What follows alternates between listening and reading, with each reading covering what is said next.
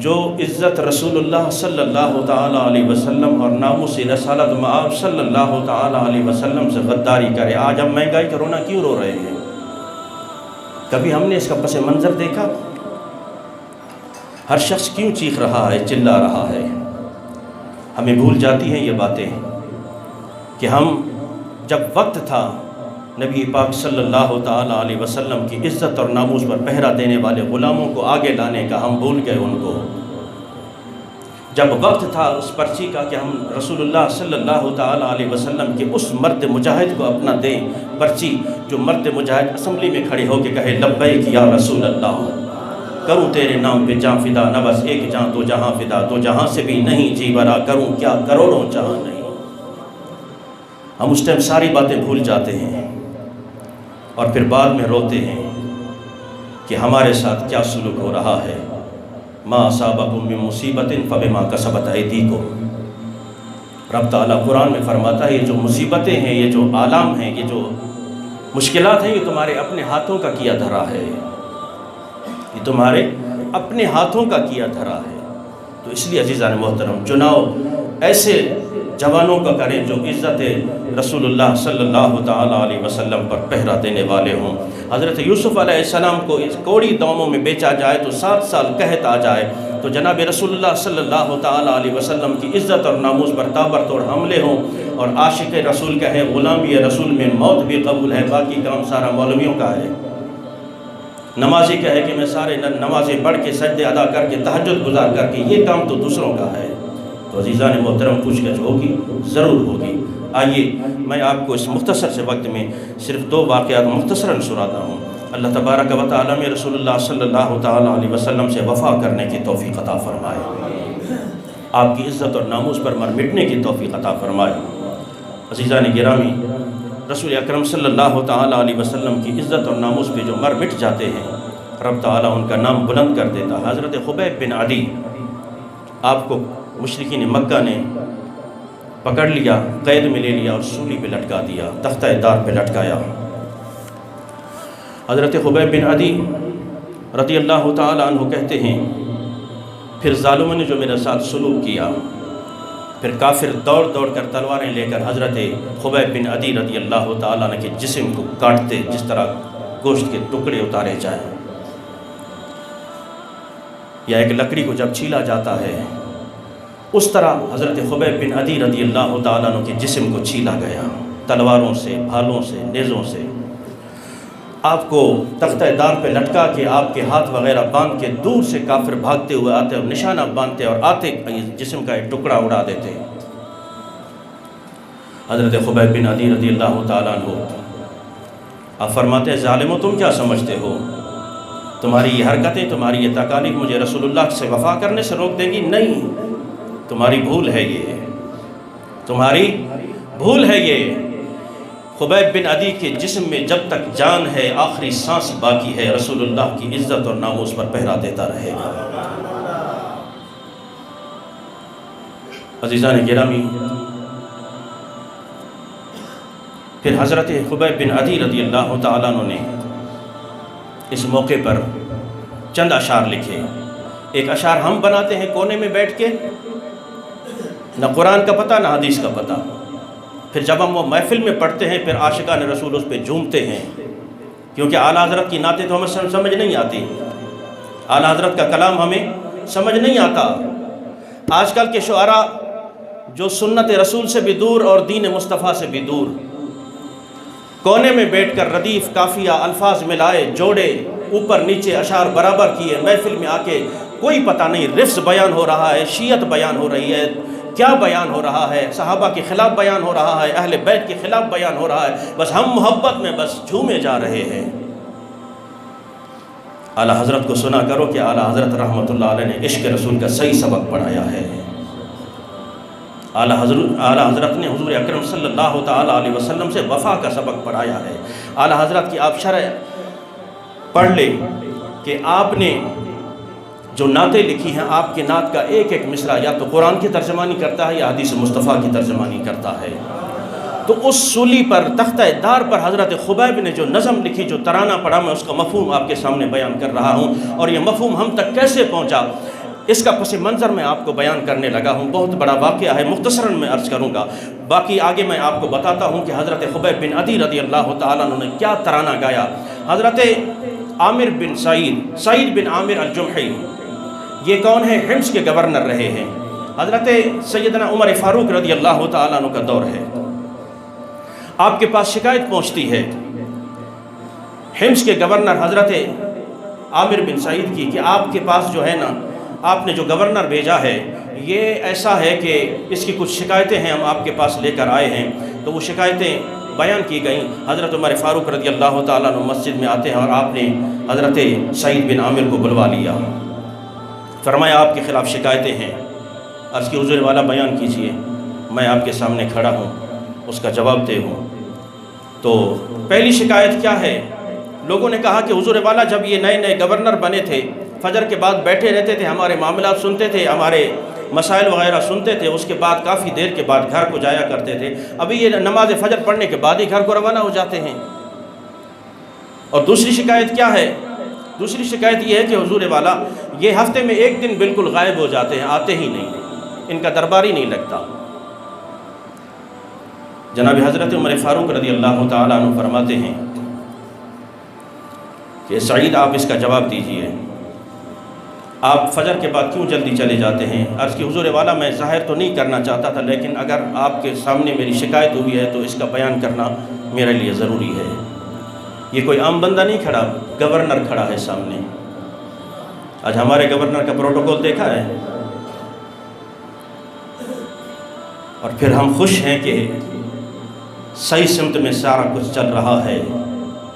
ذرا اپنے گریبانوں میں جھانکو کہ جب ہم رسول اللہ صلی اللہ تعالیٰ علیہ وسلم سے وفا نہیں کریں گے تو یہی حال ہوگا.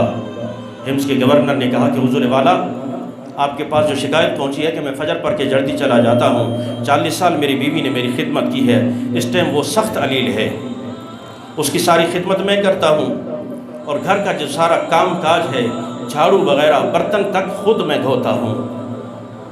جس رفیق حیات نے میری اتنی خدمت کی ہو اور آج وہ بستر علالت پہ پڑی ہے، حتیٰ کہ اس کا پیشاب بھی میں صاف کرتا ہوں.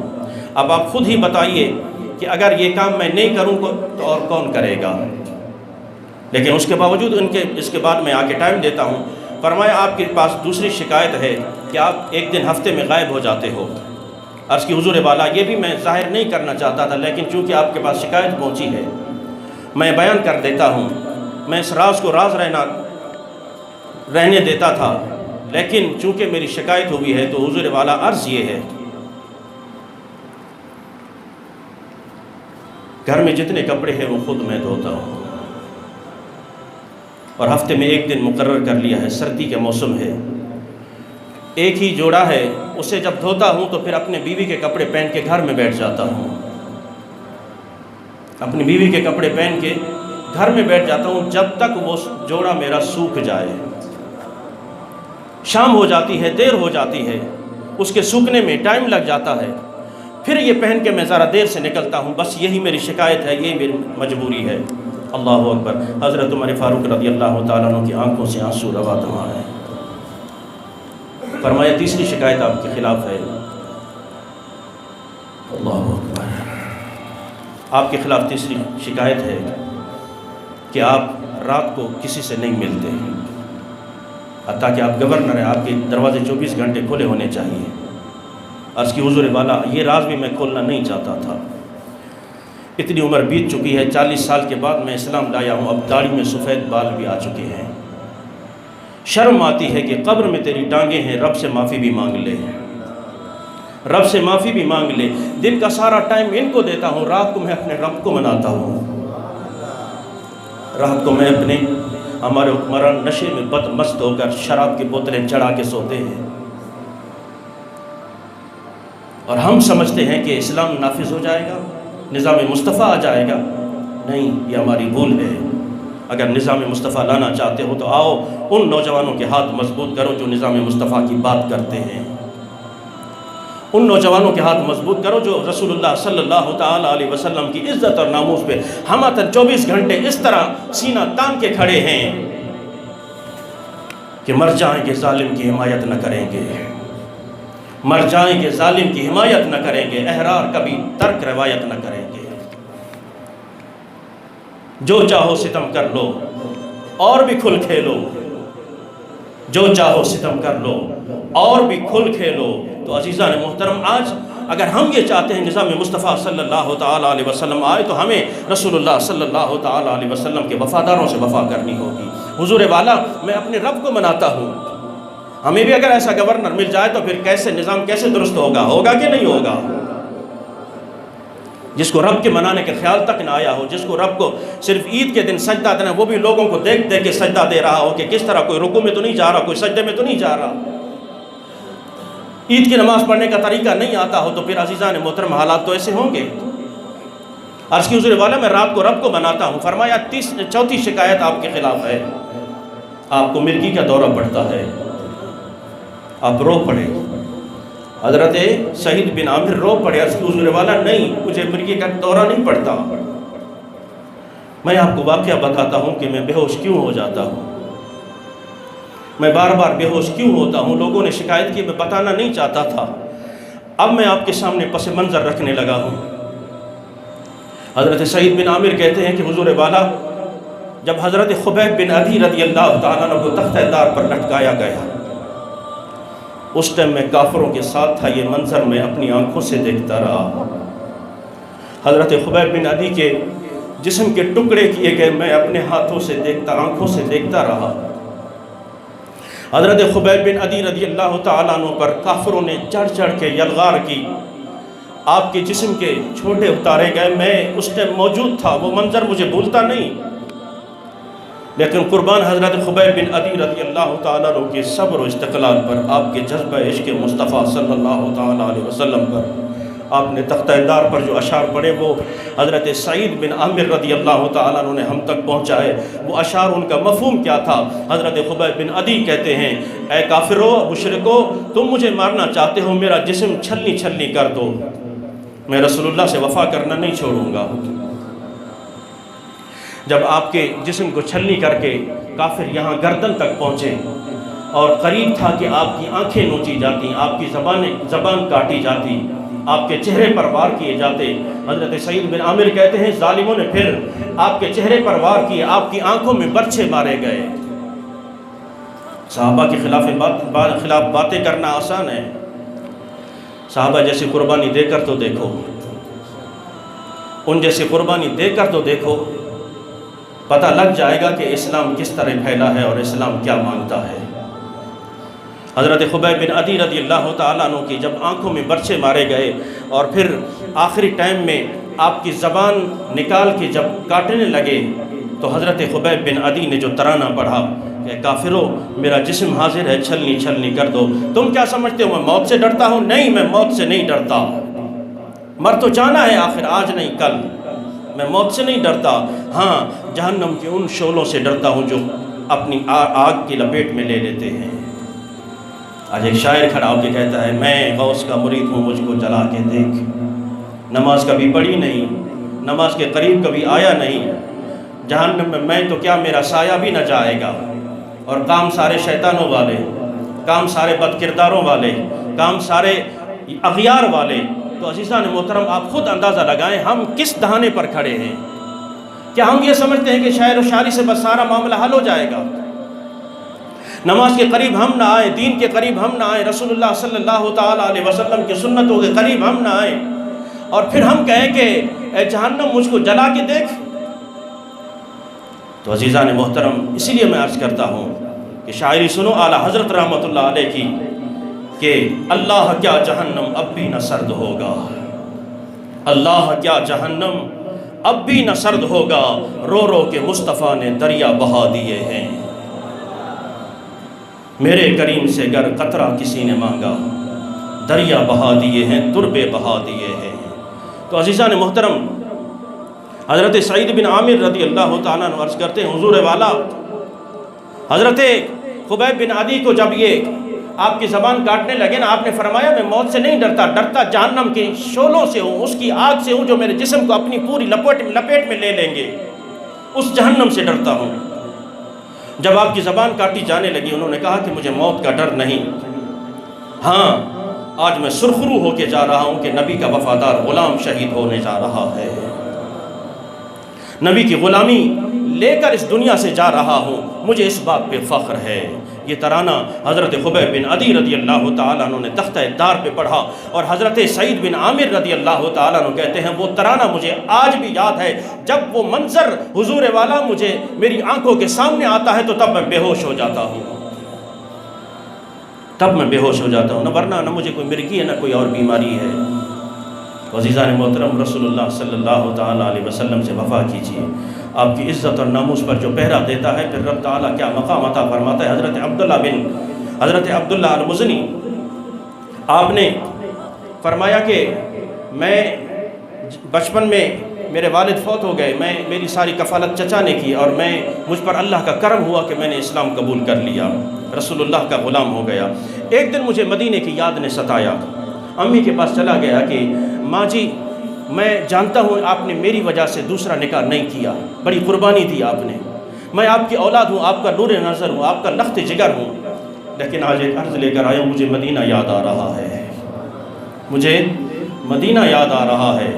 ماں کہتی ہے پھر جا اپنے چچا سے اجازت لے لی، تو آپ کہتے ہیں کہ چچا تو میرا بڑا ظالم ہے، مجھے اجازت تو نہیں دے گا، لیکن آپ کے کہنے پر میں چلا جاتا ہوں کیونکہ مدینے کی یاد بڑا ستا رہی ہے۔ چچا کے پاس آیا کہ میں مدینے جانا چاہتا ہوں، چچا کو پتا ہے کہ یہ مسلمان ہو چکا ہے، لیکن وہ اسلام سے بڑی نفرت کرتا تھا، رسول اللہ صلی اللہ تعالیٰ علیہ وسلم سے بڑی نفرت کرتا تھا۔ چچا نے کہا کہ دور ہو جاؤ میری نظروں سے،